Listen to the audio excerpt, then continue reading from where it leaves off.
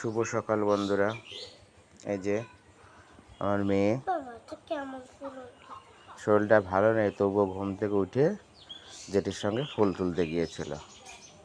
এই যে এখন এসে ফুল ভাগ করতে বসে গেছে। এই যে প্রতিদিনের মতো আজকেও বসে গেছে। এই যে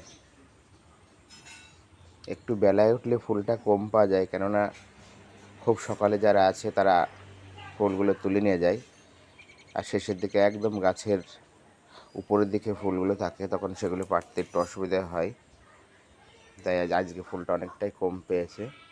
এই দেখুন, ওই গাছে অনেক জবা ফুল। এখন ফুল ভাগ করতে ব্যস্ত।